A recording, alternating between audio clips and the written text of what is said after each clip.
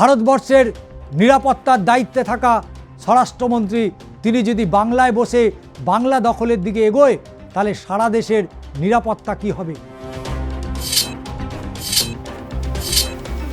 294টি আসন, সেই 294টি আসনে কার ঝুলিতে কটা আসন গিয়ে পড়বে? কাল যে সিপিএম, আসছে বিজেপি, কাল যে কংগ্রেস, আগামী দিনে সে তৃণমূল কংগ্রেস। রাজ্যের বিরোধী দলের নেতা শুভেন্দু অধিকারী প্রিয় পাত্রী এখন বিজেপিতে নেই, তিনি রং বদল করেছেন। সেই তাপসী মণ্ডল আজকে তিনি তৃণমূল কংগ্রেসে চলে গেলেন। তাহলে প্রথমে ছিল লাল, তারপরে হলো গেরুয়া, বর্তমানে তিনি সবুজ। নজর রাখবেন ভোটের দিকে, দিল্লিতে বসে নয়, বাংলার বুকে বসে ভোট নজর রাখবেন।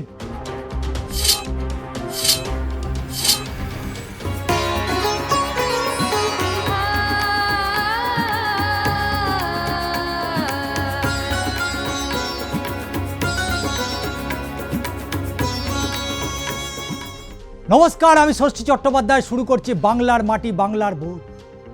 ইতিমধ্যেই রাজ্যে তাবর তাবর নেতা নেত্রীরা আসতে শুরু করেছে। প্রধানমন্ত্রী নরেন্দ্র মোদী, কংগ্রেসের রাহুল গান্ধী, প্রিয়াঙ্কা গান্ধী থেকে সোনিয়া গান্ধী, প্রত্যেকেই নজর রাখছে বাংলার ভোটের দিকে।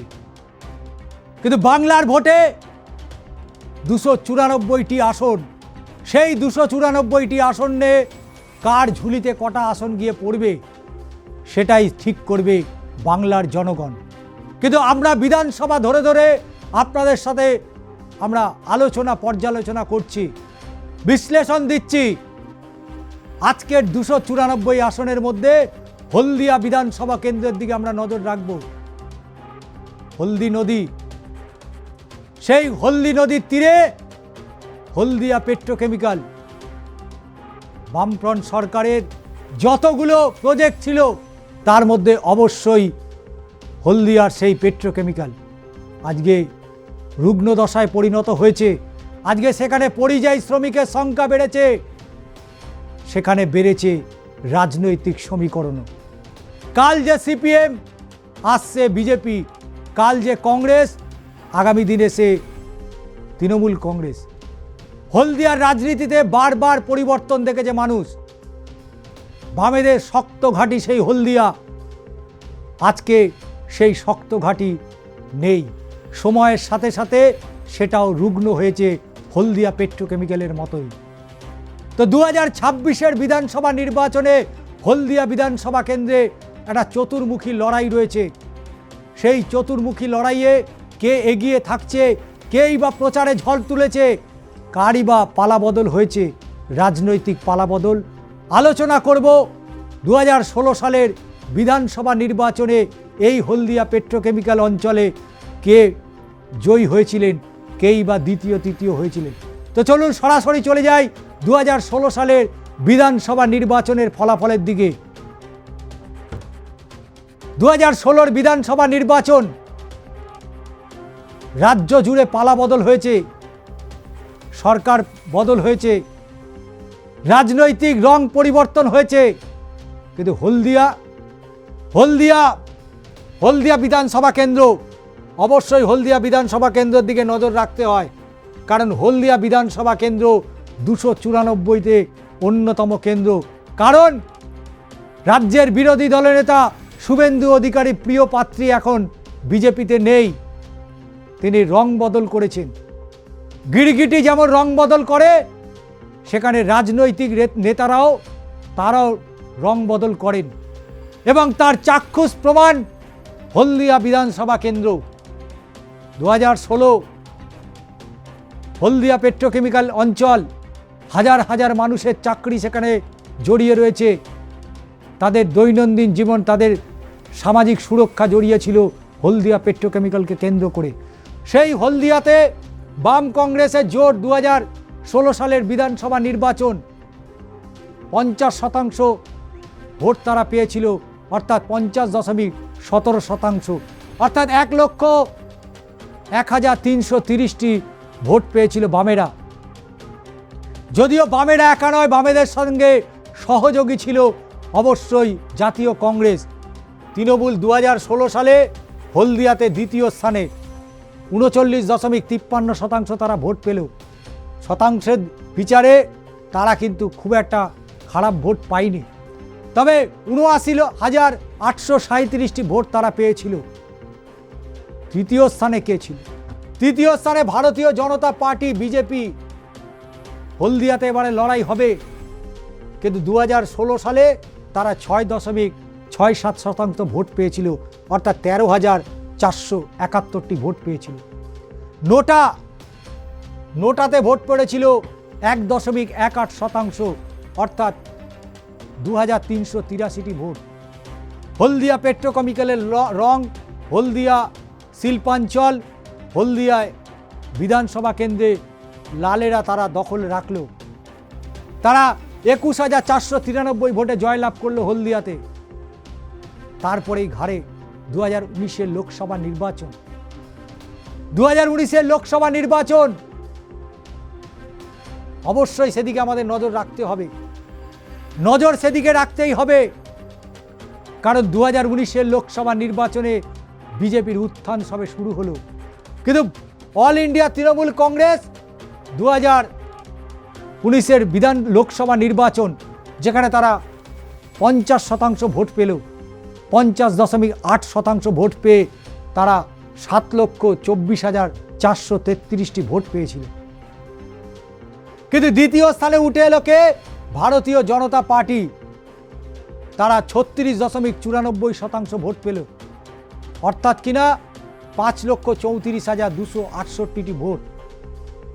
তৃতীয় স্থানে, কারণ তৃতীয় স্থানে বাম কংগ্রেস তারা আর জোটে গেল না, তারা একক লড়াই দিল। সিপিআইএম বামফ্রন্ট তারা পেল 9.41% ভোট, অর্থাৎ 1,36,129টি ভোট পেয়েছিল। আর ইন্ডিয়ান ন্যাশনাল কংগ্রেস প্রদেশ কংগ্রেস সভাপতি শুভঙ্কর সরকারের হাত ধরে 294টি আসনের লড়াই দিচ্ছে এই 26-এর বিধানসভা নির্বাচনে। তাদের টার্গেট 10। তারা 10টা আসন নিয়ে বিধানসভায় পৌঁছতে চায়। সেই কংগ্রেস 2019-এর লোকসভা নির্বাচনে 1.11% ভোট পেল, অর্থাৎ 16,001টি ভোট পেয়েছিল। 2024-এর লোকসভা নির্বাচন, সরকারের পরিবর্তন কি হবে? তুমুল একটা হাওয়া উঠেছিল, কিন্তু তার আগে 2021-এর বিধানসভা নির্বাচন। 2021-এর বিধানসভা নির্বাচন, যে সময় 2016-তে যিনি বিজেপির বিধায়ক হলেন 2021-এ, তিনি 2016-র বিধানসভা নির্বাচনে বাম কংগ্রেসের জোটের প্রার্থী ছিলেন। 2021-এর বিধানসভা নির্বাচন, রাজ্যে একটা পালা বদলে হাওয়া চলছে, কিন্তু সেই হাওয়া হলদিয়াতে ঘুরে গেল। বাম কংগ্রেসের যে জোট, সেই তাপসী মণ্ডল তিনি দল পরিবর্তন করলেন।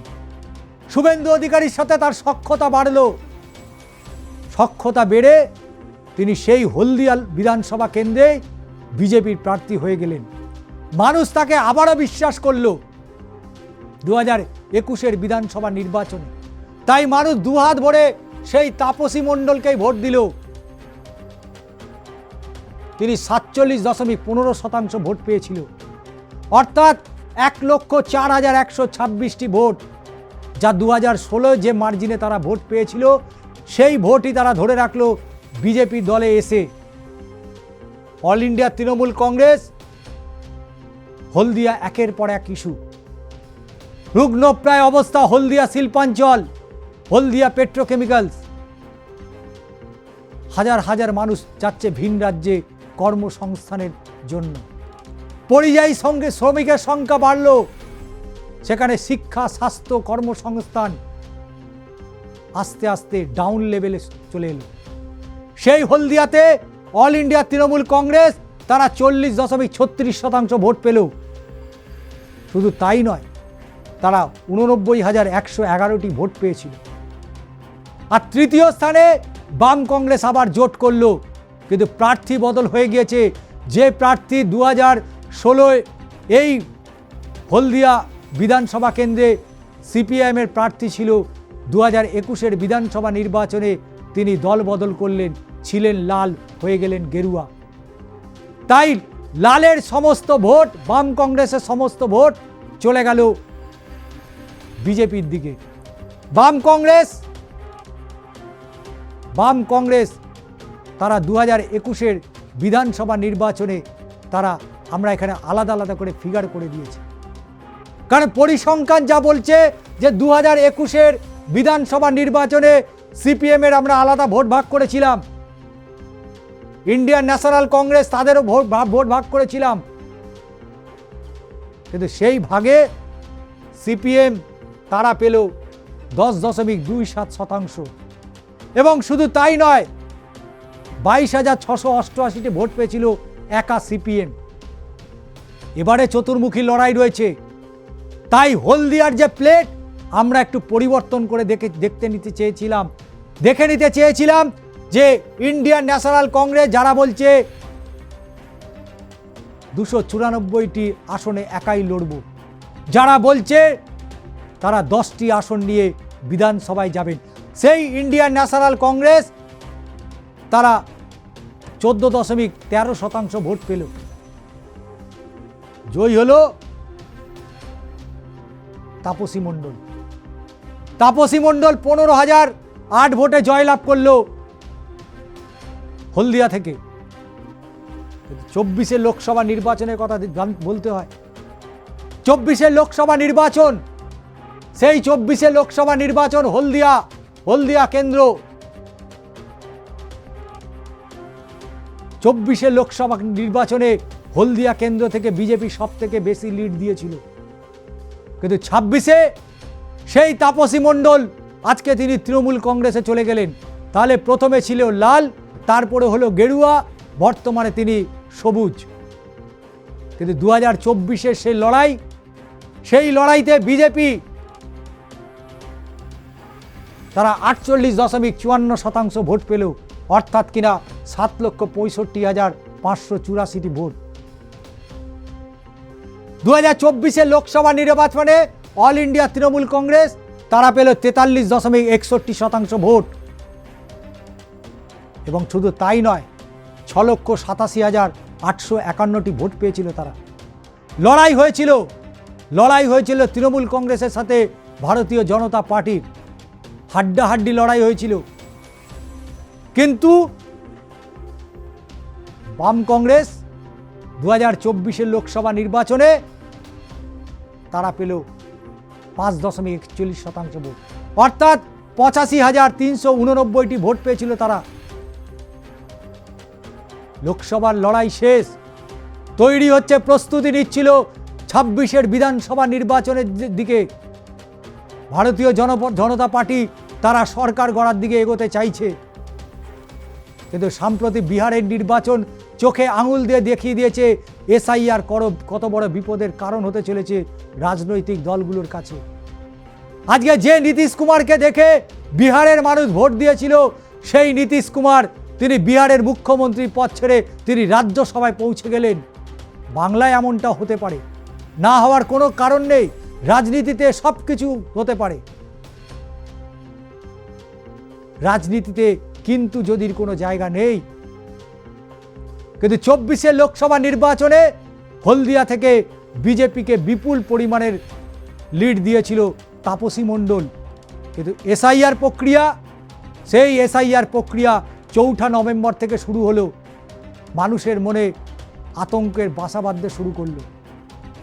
কার নাগরিকত্ব থাকবে, তার অস্তিত্ব থাকবে কিনা, তিনি ভোট দিতে পারবেন কিনা, তাকে ডিটেনশন ক্যাম্পে যেতে হবে কিনা, এতগুলো প্রশ্ন। সেই প্রশ্নের মাঝে 2025 সালের 16 ডিসেম্বর প্রথম খসড়া তালিকা প্রকাশিত হলো, যেখানে দেখা গেল 58 লক্ষ মানুষের নাম বাদ চলে গিয়েছে। 2024 লোকসভা নির্বাচন যে নির্বাচনে তৃণমূল কংগ্রেস এবং বিজেপির মধ্যে ফারাক ছিল 50 লাখের। অল ইন্ডিয়া তৃণমূল কংগ্রেস তারা 2,78,00,000 ভোট পেয়েছিল, আর ভারতীয় জনতা পার্টি বাংলা থেকে 2,28,00,000 ভোট পেয়েছিল। 50 লক্ষ ভোটের ব্যবধান ছিল 24 লোকসভা নির্বাচনে। কিন্তু 2025-এর 16ই ডিসেম্বর SIR যে প্রথম খসড়া তালিকা প্রকাশিত হলো, বাংলার বুক থেকে 58 লক্ষ মানুষের নাম এক ঝটকায় বাদ চলে গেল। তাহলে কি মনে করেন বিজেপি তাহলে বাংলার মসনদে বসবে? নবান্নে যাবেন না মহাকরণে যাবেন, চর্চা শুরু হয়ে গেছে। কারণ দেশের স্বরাষ্ট্রমন্ত্রী এই মুহূর্তে তার সিদ্ধান্ত, তিনি ভোটের আগে থেকে তিনি রাজ্যে থাকবেন, নজর রাখবেন ভোটের দিকে। দিল্লিতে বসে নয়, বাংলার বুকে বসে ভোট নজর রাখবেন। কারণ বাংলার নেতা নেত্রীরা যে নথি তথ্য তুলে দিয়েছিল তার উপরে আর বিশ্বাস করতে চাইছে না বিজেপির কেন্দ্রীয় নেতৃত্ব। তাই অমিত শাহকে বাংলায় পড়ে থাকতে হচ্ছে। 20 দিন দেশের কাজ কি তাহলে হবে না? ভারতবর্ষের নিরাপত্তার দায়িত্বে থাকা স্বরাষ্ট্রমন্ত্রী তিনি যদি বাংলায় বসে বাংলা দখলের দিকে এগোয়, তাহলে সারা দেশের নিরাপত্তা কি হবে? প্রশ্ন তো উঠবেই।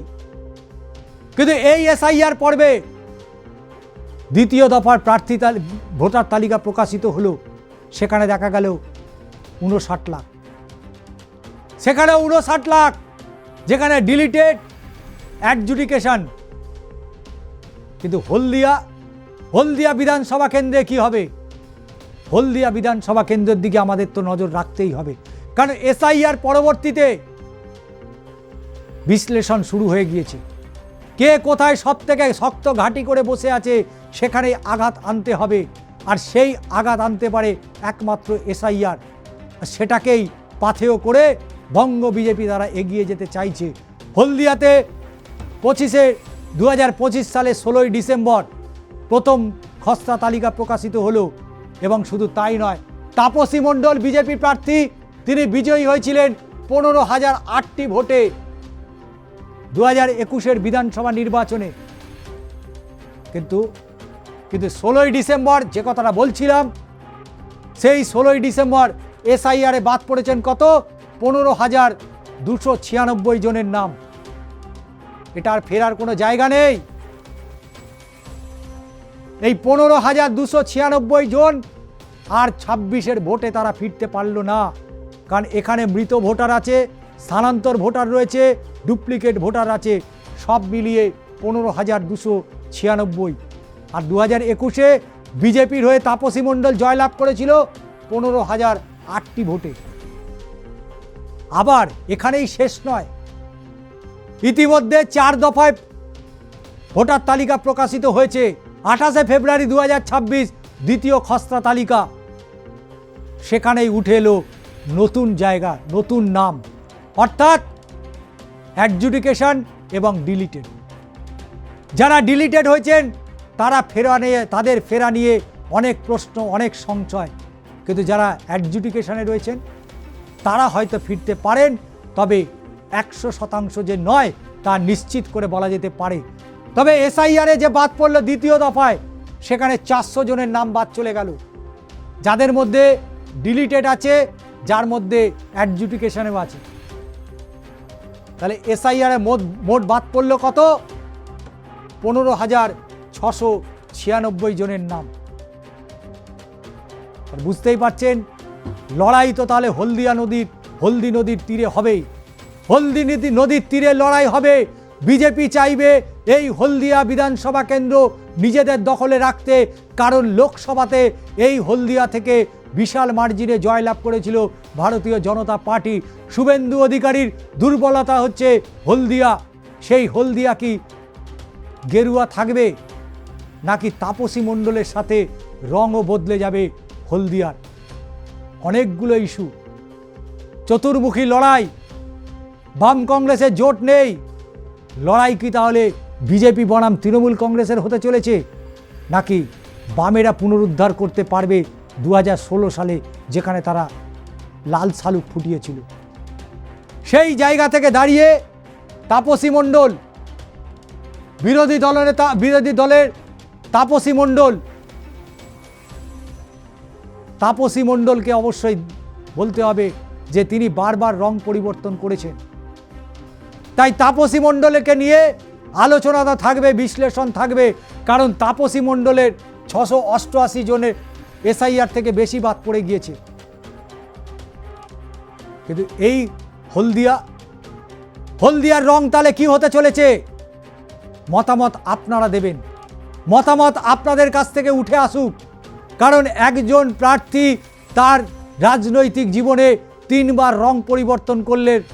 এক হচ্ছে বাম কংগ্রেসের জোটের জয়ী প্রার্থী, পরবর্তীতে তিনি বিজেপির জয়ী, এইবার হচ্ছে তিনি তৃণমূল কংগ্রেসে। তাই মানুষ এই দল বদলুকে জবাব দেবে, নাকি মমতা বন্দ্যোপাধ্যায়ের হাত শক্ত করতে 2026 বিধানসভা নির্বাচনে মমতা বন্দ্যোপাধ্যায়কে প্রত্যাবর্তন করার জন্য হলদিয়াতে সেই তাপসী মণ্ডলকে বেছে নেবে? নাকি গেরুয়া শিবির তারা এই হলদিয়া বিধানসভা কেন্দ্র ধরে রাখতে পারবে? লড়াই হবে বামেদের শক্ত ঘাঁটি দুর্গ, সেই দুর্গ রক্ষা করার তাদের কাছে একটা বড় চ্যালেঞ্জ। কিন্তু কংগ্রেস কতটা দাঁত ফোটাতে পারবে সেটা নিয়েও প্রশ্ন। আজকে এখানেই শেষ করছি। বাংলার ভোট, বাংলার মাটি। আবারও দেখা হচ্ছে পরবর্তী কোনো বিধানসভা কেন্দ্র নিয়ে আলোচনা বিশ্লেষণের মধ্যে দিয়ে। কেমন লাগলো ভিডিওটি অবশ্যই জানান এবং সাবস্ক্রাইব করতে ভুলবেন না।